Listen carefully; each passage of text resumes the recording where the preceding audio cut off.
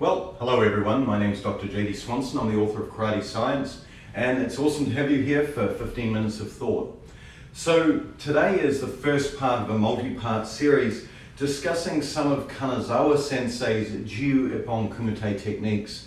And my background actually was when I trained in New Zealand, I was with SKIF, Kanazawa's organization, before I joined ISKF, Okazaki's organization, coming into the United States. My primary instructor in New Zealand was Goran Gluchina, who's a phenomenal instructor, trained in Japan for about 13 years and just amazing at karate. So I've had the privilege to go through these with Sensei Goran, but also with Kanazawa Sensei himself over the years. And what I want to do is I want to give you some insight of what my interpretations of those are. And really just the pure genius of the person as you're learning to transition from Kihon Ippon Kumite to Jiyu Ippon Kumite, and really what he was after. So our class last time was all about this idea of shifting and smooth feet. For Jiyu Ippon Kumite, you need that. Okay, that's the point, is being able to shift your feet easily and fluidly on the floor to be able to defend yourself against your opponent that now has a floating distance. So let's go through and let's just go through the first one, and that's all we're going to do today. So with that, hey, us, very good. So from here, just warming up, thinking about the first technique, just making kame. And we've talked about kame multiple times, right? For a basic sort of sense, just make zenkutsudachi, shift your front foot back just a little bit, take that slack up in the knee, and then think about your arms as being pointing at your targets directly, right? This kind of feeling. Don't bring them here, don't bring them here. I've got to do a funky 80s dance. So from just here, just feeling, just from here, just push off the rear leg, 1, shift across with the back leg, 2, shift across with the front leg, shift back with the front leg, 3. So just 1, 2, 3, 4. Just that nice sort of, it's a little bit stilted, but just really working off knowing which your driving leg is. Drive, drive, drive, drive. It's not this sort of fluid, boom, boom, boom. This kind of feeling. I want you to actually think and pay attention to which leg is driving at the beginning. Simply push, release, push, push, release, push, release, push, release, back. So 1, 2, 3, 4. Just be action of that. So just make that simple L shape. Push, push, push, push. Just that nice, simple, fluid, or not quite so fluid, but that just action motion of just knowing which leg is driving, which leg is pushing to get you where you want to go. Give that a go for a couple of minutes just to warm up, and then we'll move on. Excellent. Okay, so our first technique is using tate shito. And the attack, from your perspective, is going to be coming in off this arm, off this blue line. These are roughly about my hip width, my hip distance apart, these lines, and so they give you an idea of the person coming in. Remember, the attack, as it comes, is going to be coming in on an angle like so, right? Basically from their shoulder or their hip towards the center of the body. So it's going to have this kind of angle to it. It won't be coming straight in, but rather have this slight angle. So just keep that in mind as we move forward. So the first technique in Kanazawa's Jiyu Ippon Kumite Jodan attacks is simply here. You're going to rotate, make tate shito, drive in, zuki, and then pull out. This is the idea. And we're going to do this with a kihon feel, a basic feel.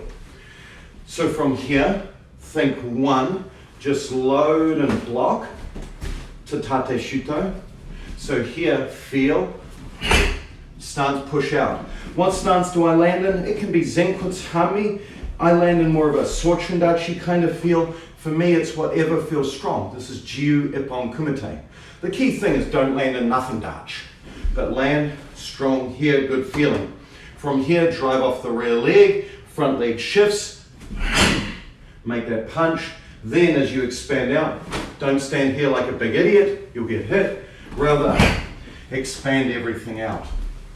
So, once again, trying 1, 2, 3, then relax back. Trying that feeling. Try it. 1, 2, 3, and relax. From your perspective, 1, 2, 3, good. And notice how each movement is hip driven. Hip, hip, hip, and that's what's really driving the feet. Remember, the feet always move as a consequence of the hips and body center, not the other way around. The feet need to be in the right place, yes, but they're driven by where your center needs to be. So what I'd like you to do is just for 5-10 minutes, just try hip, hip, hip, this feeling, and then add the footwork. 1, drive in, 2, back. Last piece as you go, 1, hip and body, pull back. Give it a go. 5 minutes or so, then come back to me.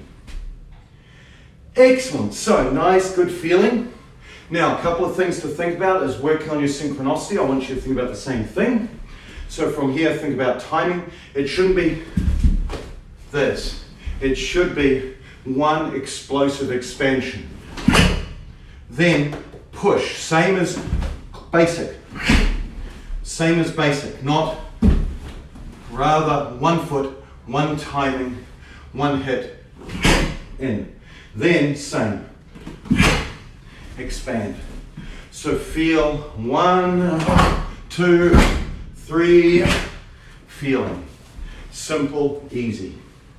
Give it a go, think about those simple pieces, especially the timing.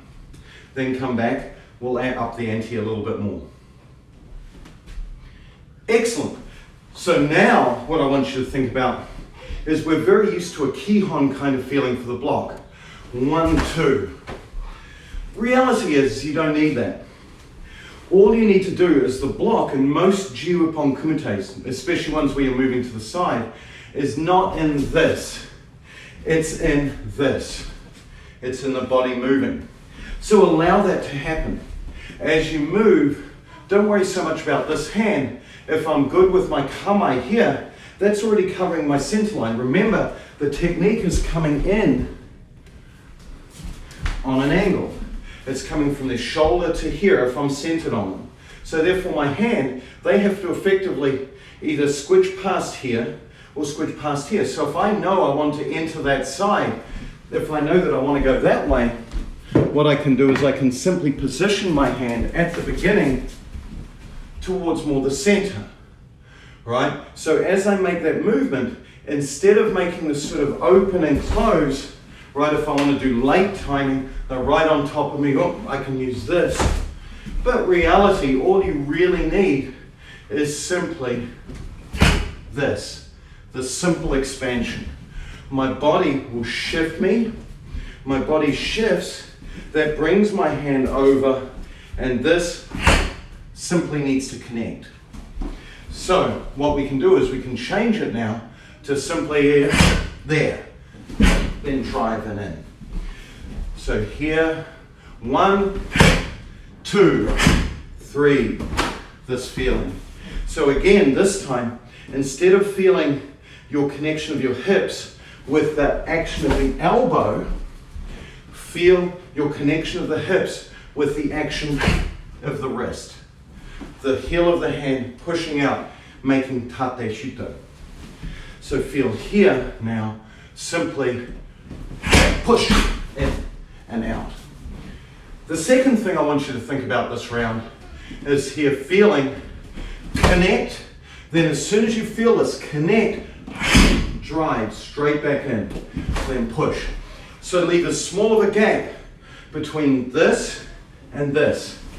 Here, feeling, driving in. The amount of drive that you need depends on how aggressive your opponent is. Here, drive. Or a weaker or a stronger opponent, in this feeling. So simply give that a go. Feel it from the wrist and hip, feel a punch, drive straight afterwards. Again, The fluidity of the feet depends on how far and where I want my center to go. So try all variations of that. Pushing in deep, not pushing in deep, but no matter what, your center must come forward, and it will because of the rotation. Give that a go. Excellent, so this is the idea. Very, very simple technique, and the thing that I really like about all of Kanazawa Sensei's series, he does them for Jodan Oizuki, Chudan Oizuki, Maegiri, Mawashigiri, Yokogiri Kikomi, Kazamazuki, Gyakuzuki, and Ushirogiri. The neat thing about his very first technique in all of those is they're very simple, the first ones. They use Gyakuzuki, right? And any self-respecting downgrade should be able to hit with Gyakuzuki at will. We use the other techniques because think about it, you've done Gyakuzuki probably more than any other technique in Shotokan, especially Chokuzuki, right? So what you want is you want to be able to hit with that at will whenever you want, right? So allow that to happen. But his first ones are very bread and buttery. They're very simple, designed to be the ones. That time where you're standing, not that it ever happens to me, where you're standing there in Kumite, your eyes start to cross, you'd stop to pay attention, all of a sudden something comes flying in. This is what you would naturally do. This is your natural action. So that first one, no matter which one you do of Kanazawa Sensei's, that first one is what I would call your bread and butter. It's the one that you want to train in the most. And so with that, I hope you enjoyed it. We'll move on to the second and third next time. Until then, look forward to seeing you again. Have wonderful trainings, and we'll talk soon. Hey, thank you so much.